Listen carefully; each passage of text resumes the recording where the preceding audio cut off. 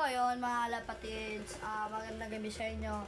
Ibabalita sana ako sa inyo kaso bukas na lang kasi gabi na din at sobrang dilim sa labas mga kalapatids. Nga pala yung kasama natin, no, si Tantan. Shoutout ka muna dyan. Shoutout sa Kolokoys Vlog and Kalapatids Vlog. Yun lang. Huwag niyong kakalimutan mag-follow and share. Bye-bye. Ayun mga kalapatids, sila masasabi niya mga kalapatids.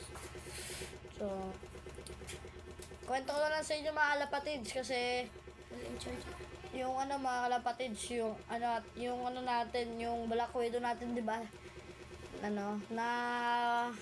Nawala at naglayas. Di ko sa inyo na kwento yun, tsaka di ko yun na-post kung sino nakakuha nun. Pero, bumalik din siya mga kalapatids. Papakita ko sa inyo mga kalapatids. Yun na ako sa atin. Papakita ko pala sa inyo bukas. Kakamali tayo. So, ayun na mga kalapatids. Magandang balita sa atin yun. Tapos sa Martes mga kalapatids, papalipad tayo. Walang pasok, 2 araw.